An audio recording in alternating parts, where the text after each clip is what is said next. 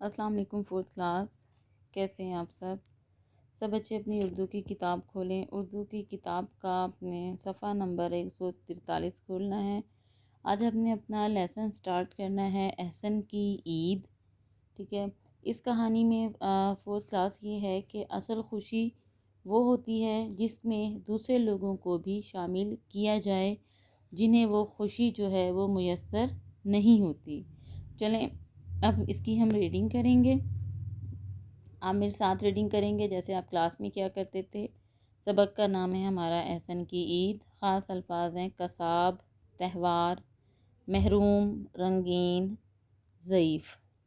عید الفطر گزرنے کے ساتھ ہی، عید الفطر بچوں آپ کو پتہ ہے نا، جب ہم رمضان کے روزے رکھتے ہیں تو اس کے فوراً بعد ہم کون سی عید مناتے ہیں؟ عید الفطر۔ عید الفطر گزرنے کے ساتھ ہی احسن عید الاضحیٰ کا انتظار شروع کر دیتا ہے۔ عید الاضحیٰ ہم کہتے ہیں قربانی والی عید کو۔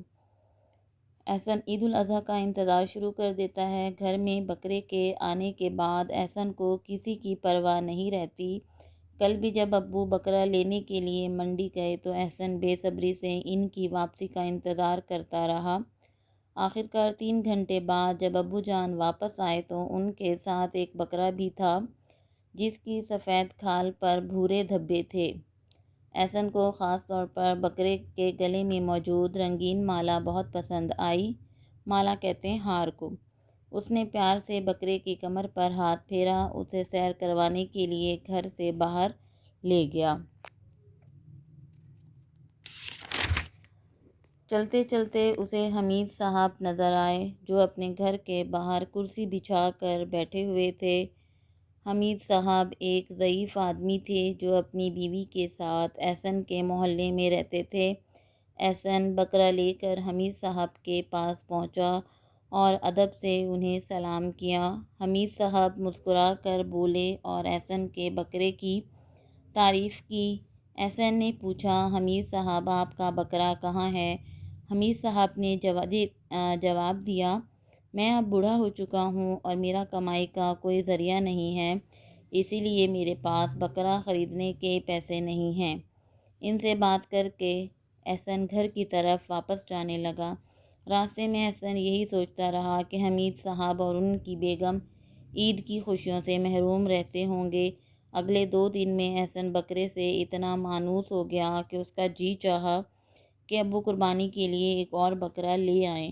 جب اس نے اس خواہش کا ذکر اپنے ابو سے کیا تو وہ مسکرا کر بولے، احسن تمہیں تو معلوم ہے کہ مسلمان قربانی کیوں کرتے ہیں؟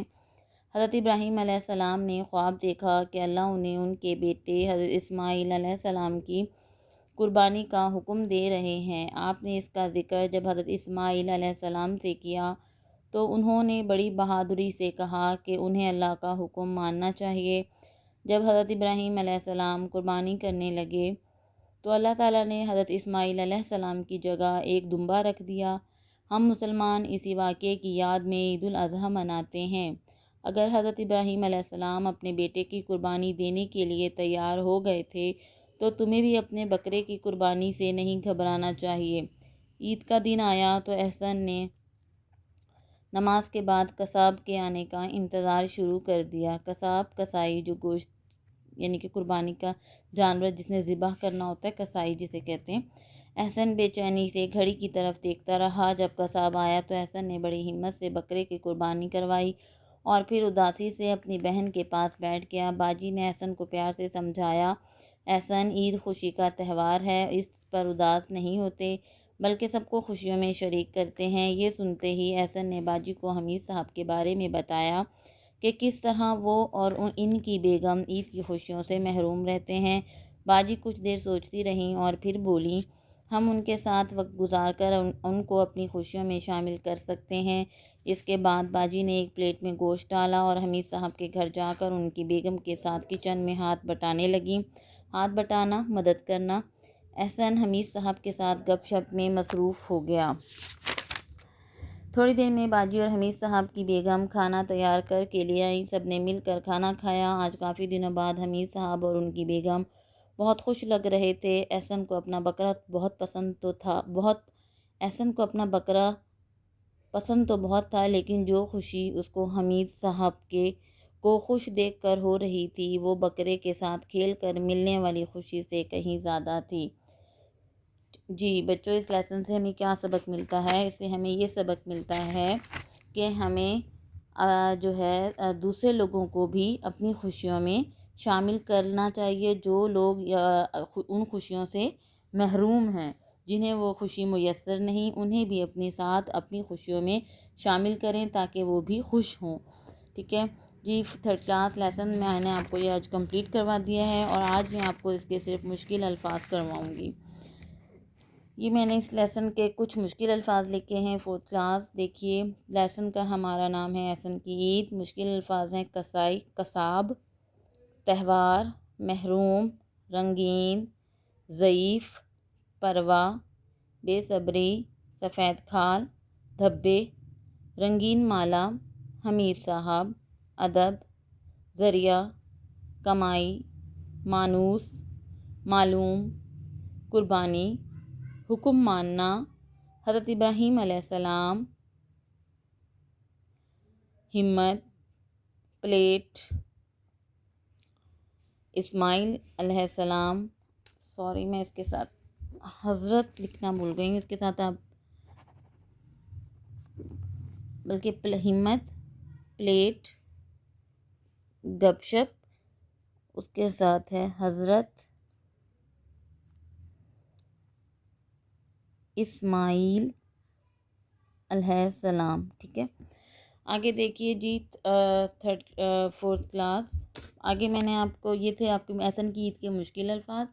ساتھ میں گرامر میں نے آپ کے لکھے ہیں مذکر مؤنث۔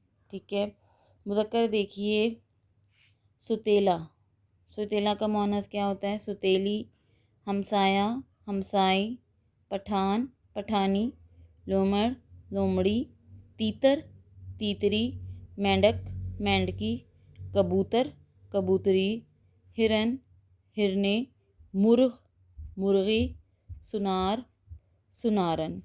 جی 4th کلاس، یہ آپ کے مذکر مؤنث سے۔ اب آپ لوگ اپنا ہوم ورک سن لیجئے 4th کلاس۔ آپ لوگوں نے ہوم ورک میں کرنا ہے جو میں نے آپ کو یہ مشکل الفاظ لکھوائے نا اوپر، احسن کی عید کے لیسن میں سے جو لکھوائے ہیں آپ کو میں نے مشکل الفاظ، یہ آپ نے ہوم ورک میں 3 بار لکھنے مشکل الفاظ۔ ٹھیک ہے، مشکل الفاظ آپ لکھیں گے 3 بار، یہ آپ کا ہوم ورک ہے۔ آپ نے اچھے طریقے سے املا بھی تیار کرنی ہے، جو میں نے مذکر مؤنث کروائے یہ آپ نے اچھے طریقے سے گھر میں تیار کرنے۔ ہوم ورک آپ کا یہی ہے، مشکل الفاظ آپ نے 3 دفعہ ہوم ورک میں لکھنے ہیں، اور بہت صاف ستھرا کام کرنا ہے، اور آپ نے اپنی یہ ورک شیٹ جو ہے سیٹرڈے کو اسکول میں سبمٹ کروانی ہے، اور ٹائمنگ ہے آپ کی 8 بجے سے 11 بجے تک آپ اپنا ہوم ورک جو ہے وہ اسکول میں سبمٹ کروا سکتے ہیں۔ اللہ حافظ۔